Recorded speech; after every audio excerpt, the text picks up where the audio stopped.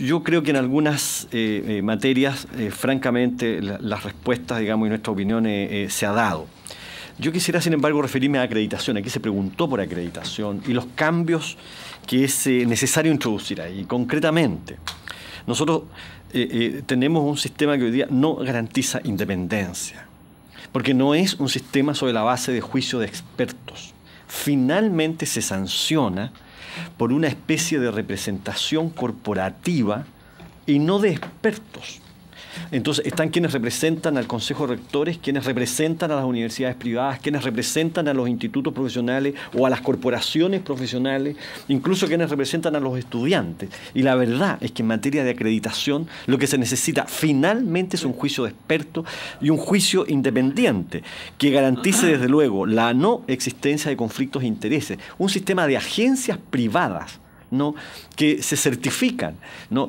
Piensen ustedes que el presidente de la Comisión de Acreditación, de la Comisión Nacional de Acreditación, no tiene sueldo del presupuesto de la nación o de esa misma institución, sino que sigue dependiendo de la institución a la que pertenece. Así pasó, digamos, con el rector, actualmente rector de Tarapacá, y con el señor que actualmente desempeña el cargo. Ahora, yo creo que además se requiere un cambio conceptual en el sentido de que debemos ir no solo a procesos, sino a resultados y estándares.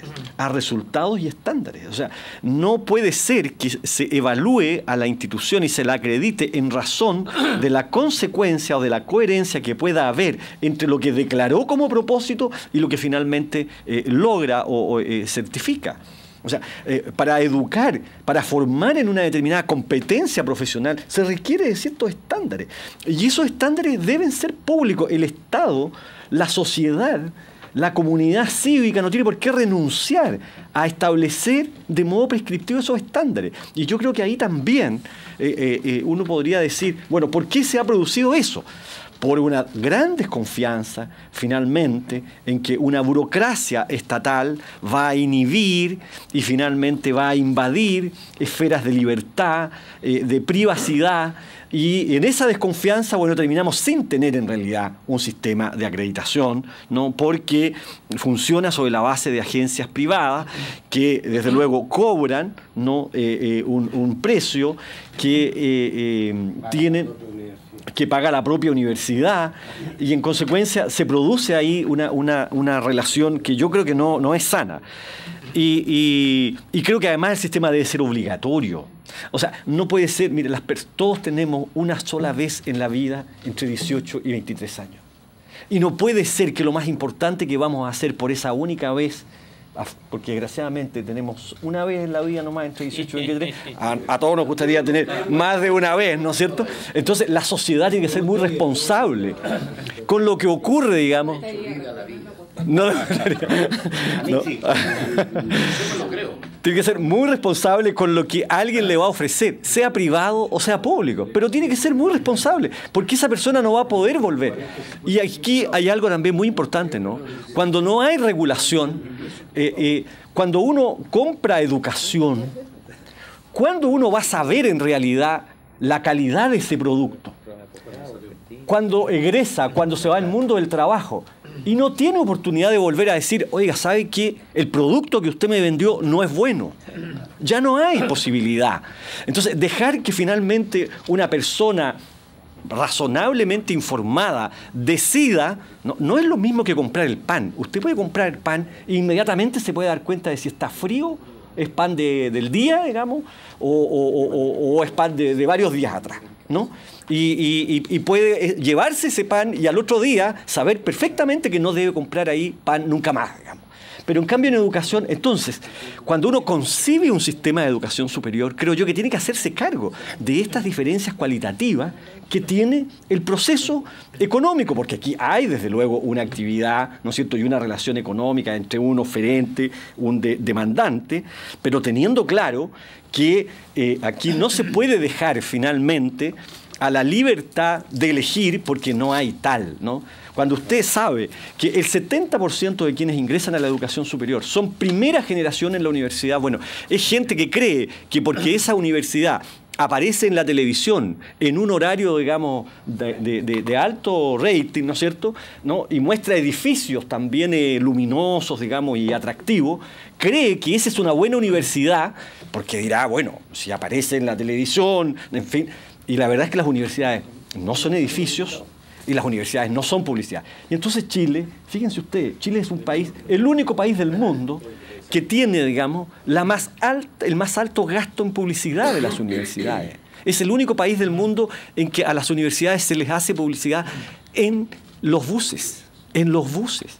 Eso lo dice un experto y lo cuenta anecdóticamente. El único país en los buses.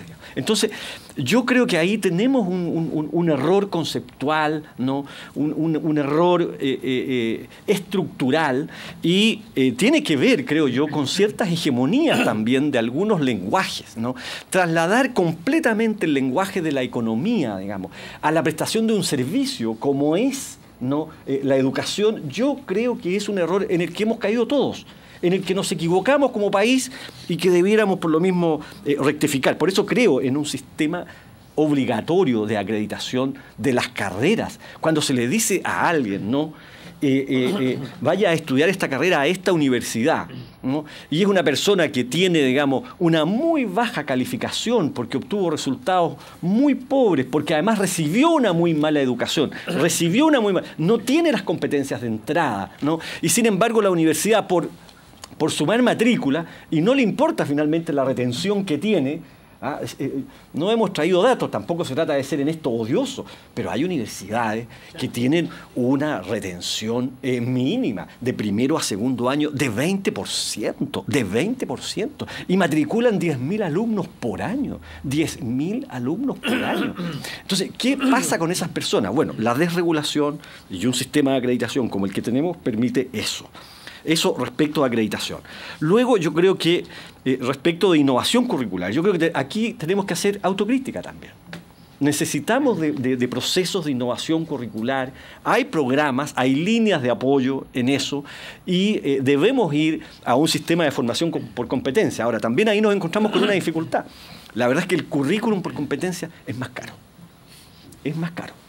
Se requiere, digamos, de una mayor densidad de dedicación, finalmente, a un estudiante, ¿no?, a un grupo de estudiantes, y en ese sentido, claro, el Estado puede financiar, digamos, un proyecto para la innovación curricular, pero luego, digamos, los académicos se entusiasman, ¿no?, arman una malla, digamos, sobre la base de las competencias, de formación por competencia, y vemos, digamos, que el costo finalmente de esa malla curricular va a ser muy elevado. Entonces, tenemos en eso dificultades, pero debiéramos ir y avanzar en eso. Y luego, yo también quisiera referirme, digamos, a la transparencia. En el caso, digamos, de las universidades estatales por ley deben publicar, digamos, toda su información corporativa. Cuando no lo hace, a mi juicio, de verdad se falta a la ley. Y ustedes pueden, digamos, ir a las páginas corporativas, digamos, de la universidad. Estamos sometidas al Consejo de Transparencia. Y luego yo quiero también referirme a algo que a mí me parece muy importante, la justificación de las universidades del Estado. La diputada Hoffman, que se retiró, preguntó ¿por qué se justificarían universidades estatales o universidades públicas, ¿no? Y yo creo que esa es una buena respuesta, porque yo creo que ha habido muchas dudas en Chile. Muchas dudas, y transversalmente. Creo que en todas las corrientes de opinión política, ideológica, ha habido, digamos, esa diferencia. Pues yo creo que debe haber un sistema público que garantice pluralismo, que garantice libertad de imaginación, libertad de pensamiento, ningún tipo de censura.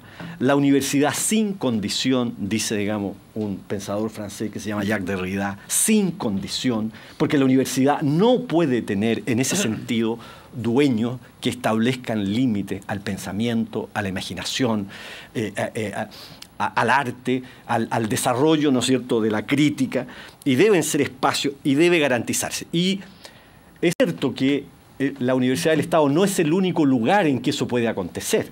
Eso puede acontecer también en todas las otras instituciones, pero en las instituciones no públicas, ¿no?, ello es una opción. ello es una opción. En cambio, creo yo que en el caso de las universidades públicas, de las universidades del Consejo de Rectores, allí hay un compromiso y un deber con las normas de cultura reconocidas por el Estado. Y en consecuencia, la formación de ciudadanía, la formación democrática, la formación para la participación, para la responsabilidad cívica, para la vida responsable en comunidad, son un deber. Y no puede ser que la universidad se transforme solo en un lugar profesionalizante, ¿no? En que lo único que se entrega finalmente es un dominio y una competencia, digamos, para el quehacer productivo. Los países necesitan, digamos, de una reserva en las ciencias sociales, ¿no? En la formación cívica y en la formación de personas, digamos, para vivir, porque si no, bueno, también se encuentra que se producen guetos, se producen bolsones que desconfían de las instituciones, que no valoran las instituciones porque a veces tienen pocos argumentos, pocas razones. La universidad tiene que contribuir, ¿no? a constituir una esfera de deliberación pública, porque también las sociedades necesitan esferas de deliberación pública y debe hacerlo gente informada, ilustrada. Chile tuvo esa tradición, a mi juicio, en sus liceos, en sus universidades. Y luego quisiera señalar que desde ese punto de vista, entonces, el que el Estado cuente con estas instituciones no es solo una opción ideológica, no es solo una simpatía, sino que si valoramos efectivamente la democracia, si valoramos efectivamente el pluralismo, si valoramos la ciudadanía, entonces es bueno que el Estado invierta, digamos, en esos bienes públicos, en esos valores públicos. Si finalmente no valoramos eso, bueno, dejemos que ocurra, ¿no?, cualquier cosa o según lo que finalmente el mercado de regulado haga con esos valores públicos, con esos valores cívicos. Yo quisiera también decir que respecto de las demandas actuales, efectivamente ha habido un avance, esto también se preguntó, yo creo que el gobierno ha hecho un esfuerzo y que hoy día yo integro una comisión, digamos, mañana nos vamos a reunir precisamente para participar en esa primera etapa, ¿no es cierto?, prelegislativa de el proyecto para una superintendencia. Yo creo que Chile, el sistema de educación superior necesita de una superintendencia, ya la hay, ¿no es cierto?, en el caso de la educación escolar. Desde luego que eso es un avance. Pero cuando hablamos de aportes basales, la verdad es que lo que hay hasta ahora es indefinición todavía. Hay ambigüedad, no hay claridad. ¿Ah? Es cierto que esto no se puede responder de un día para otro, ¿no? Pero los tiempos políticos en esto son muy importantes. Cuando se finalmente desplaza la respuesta, obviamente que se genera desconfianza, y yo creo que todavía el movimiento estudiantil tiene desconfianza, por ejemplo, respecto de aportes basales. Y luego respecto de desafíos, ¿no? Yo creo que Chile tiene un desafío de integración y de cohesión social, de integración simbólico-cultural. Chile, desgraciadamente, está en esto fragmentado, ¿no? Tiene una fisura. Y esa fisura, a mi juicio, se puede superar sobre la base, digamos, de intervenir con más recursos en el sistema de educación superior. Es muy importante que en una sociedad el que tiene más estudie, se siente alguna vez al lado del que tiene menos, ¿no? Valentín Letelier decía que era muy importante porque así, decía, las clases pobres aprenden de las virtudes y de los hábitos buenos que tienen las clases acomodadas. Y también decía, las clases acomodadas aprenden allí en la escuela virtudes que tienen las clases pobres. Nosotros tenemos el sistema de educación más segregado del mundo, más segregado de toda la OECD. ¿Y por qué? Porque cuando vamos con el subsidio, ¿no es cierto?, a la demanda, y finalmente la educación y la calidad depende de la disposición a pagar o de la capacidad de pago de las personas, en ese mismo momento usted está fracturando la república, fracturando el alma de la nación. Porque ¿dónde se hace finalmente ese etos colectivo? Desde luego en el sistema educacional, desde que se toma, digamos, en la primera infancia. Entonces yo creo, digamos, que este es un tema que ha sido históricamente muy importante, ¿no es cierto?, en Chile. Hoy día lo es y creo que hay capacidad, yo creo que hay disposición, yo creo que hay conocimiento y tradición en Chile para dar respuestas, digamos, a este desafío que tenemos hoy día. Tenemos muchos desafíos, tenemos una autocrítica que hacer, desde luego. Tampoco hemos proveído, quizás, de las masas críticas necesarias, digamos, para que la sociedad, ¿no es cierto?, tome derroteros, digamos, más eficaces. Ha sido un déficit nuestro.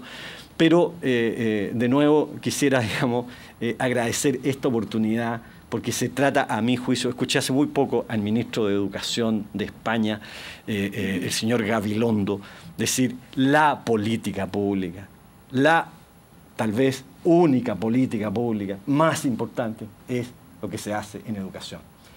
Yo creo que también en Chile tendríamos que decir eso. Perdonen que me haya extendido y que haya sido algo retórico, pero es también el interés y el entusiasmo y el compromiso que tengo con este tema. Agradecerle a nuestros rectores y a nombre nuestro también a la CRUCH. Levantamos la sesión.